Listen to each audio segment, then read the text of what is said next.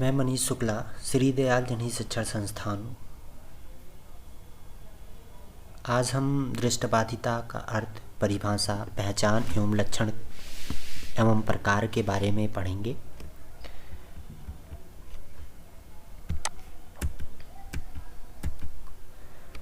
हम common paper के unit 2.2 में अगर हम देखें विजुअल इम्पेयरमेंट की डिफिनीशन और टाइप, तो हम PWD एक्ट 1995, RPWD 2016 के अनुसार टोटली ब्लाइंड दो प्रकार होते हैं, एक टोटली ब्लाइंडनेस, दूसरा लो विज़न।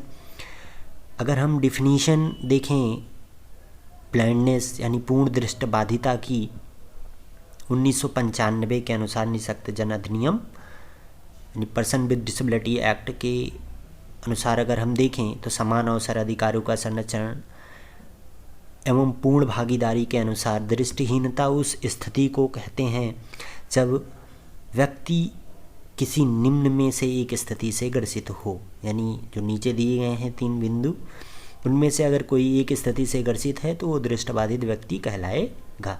पहला, दृष्टि का पूर्ण अभाव अथवा अच्छी आंखों में चश्मे या कॉन्टैक्ट लेंस से सर्वोत्तम संभव सुधार के बाद भी दृष्टि तीक्ष्णता 6/60 या 20/200 स्लेलन से अधिक ना होना, अथवा दृष्टि क्षेत्र 20 डिग्री या उससे कम होना। दृष्टि तीक्ष्णता क्या होती है, विजुअल इक्विटी क्या होती है?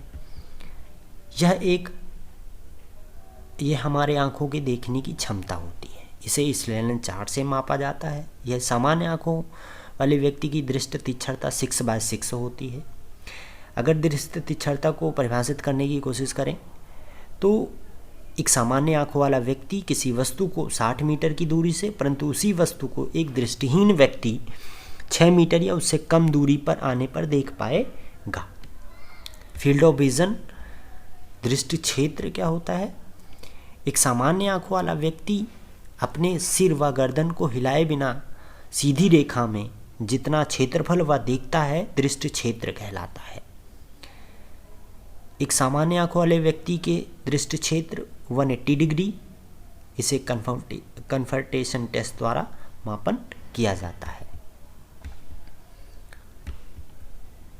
अगर हम ब्लाइंडनेस की परिभाषा RPWD 2016 के अनुसार देखें, यानी right of person with disability act 2016 के अनुसार दृष्टिबाधिता की परिभाषा, दृष्टिबाधिता उस स्थिति को कहते हैं जब व्यक्ति निम्न में से किसी एक स्थिति से ग्रसित हो।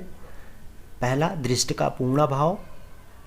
नंबर 2, अच्छी आंखों में चश्मे या कॉन्टैक्ट लेंस से सर्वोत्तम संभव सुधार के बाद भी दृष्टि तीक्ष्णता 3/60 या 10/200 स्लेलन से अधिक ना होना, अथवा दृष्टि क्षेत्र 10 डिग्री या उससे कम होना। अगर हम PWD 1995 के अनुसार हमने दृष्टिबाधिता की परिभाषा देख ली, 2016 के अनुसार हम दृष्टिबाधिता की परिभाषा देख लिया हम लोग ने। अब हम देखते हैं कि RPWD एक्ट 2016 के अनुसार लो विजन की परिभाषा, right of person with disability act 2016 के अनुसार लो विजन की परिभाषा क्या होती है? अल्प दृष्टिबाधिता की परिभाषा अगर हम देखें, अल्प दृष्टिबाधित व्यक्ति से आशय उन व्यक्तियों से है जिनकी आंखों में सर्वोत्तम संभव सुधार या उपचार के बाद भी दृष्टि तीक्ष्णता 6/18 या 20/200 से 3/60 या 10/200 स्लेलन के मध्य हो। दृष्टि क्षेत्र 40 डिग्री से 10 डिग्री के मध्य होना अल्प दृष्टिबाधिता कहलाती है। हम देखते हैं PWD 1995 के अनुसार लो विजन की परिभाषा, अल्प दृष्टिबाधिता की परिभाषा, अल्प दृष्टिबाधित व्यक्ति से आशय उन व्यक्तियों से है जिनकी दृष्टि क्रियाशीलता में सर्वोत्तम उपचार के उपरांत भी दोष होता है, किंतु वह सहायक उपकरणों के साथ कार्यों को करने तथा उसकी योजना बनाने में दृष्टि का प्रयोग करते हैं, अल्प दृष्टिबाधित व्यक्ति कहलाते हैं।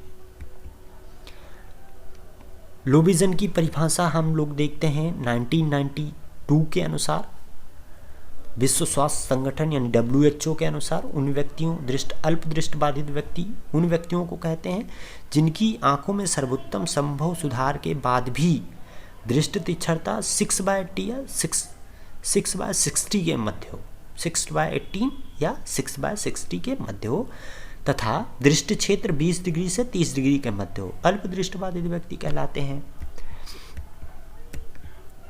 अगर हम दृष्टिबाधिता की पहचान की बात करें, आइडेंटिफिकेशन ऑफ विजुअल इम्पेयरमेंट, तो इसे हम ABC यानी अपीयरेंस, बिहेवियर और कंप्लेन, कैसा दिख रहा है, कैसा व्यवहार कर रहा है, कैसी शिकायत कर रहा है, इसके आधार पर हम इसका पहचान कर सकते हैं। बाह्य आँखों की बाह्याकृति के आधार पर दृष्टिबाधिता की पहचान कैसे कर सकते हैं? आँखों का अत्यधिक लाल होना, आँखों में पानी आना, भेंगापन, पुतली का धुंधला दिखाई देना, अस्थिर आँखें, पलकों का बार बार झपकाना, अत्यधिक व लगातार बिलनी या घेवरी का होना। व्यक्ति का आचरण के आधार पर किस तरीके से हम दृष्टिबाधिता, अल्प दृष्टिबाधिता को आइडेंटिफाई कर सकते हैं?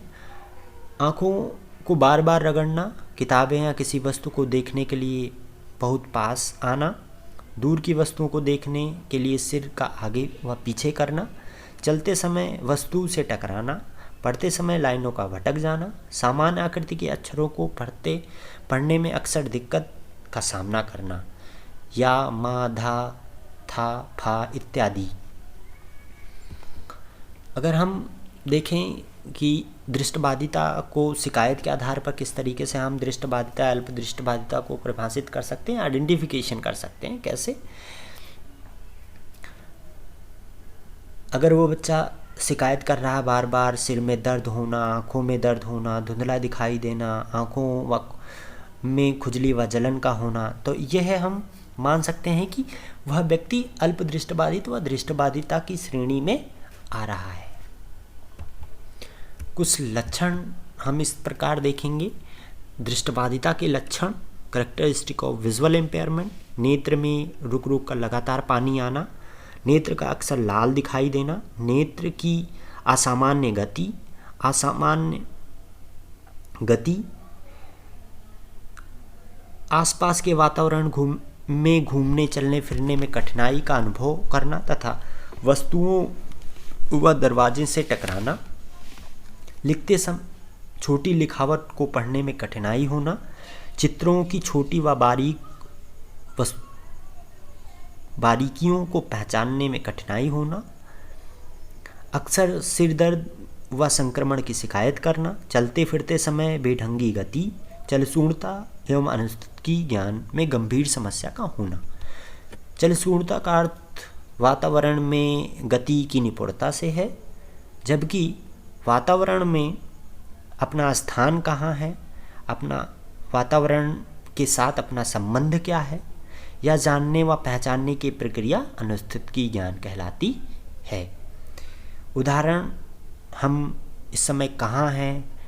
हमारे रेलवे स्टेशन, बस अड्डा या मछली मंडी या बाज़ार में हम अपनी स्थिति को आकलन करना। उदाहरण हम देखते हैं कि क्या हम रेलवे स्टेशन के पास हैं या मछली मंडी या बाज़ार मेरी बाईं तरफ है। ऐसे उदाहरणों अगर आते हैं तो चलसूणता और अनुस्थिति ज्ञान में समस्या अगर नहीं होती है तो हम अल्प दृष्टिबाधिता या दृष्टिबाधिता की श्रेणी में नहीं रख सकते हैं। लेकिन अगर समस्या होती है, जानने पहचानने में समस्या आ रही है, तो जाहिर सी बात है वो दृष्टिबाधिता के कुछ लक्षणों में से एक होंगे। Thank you.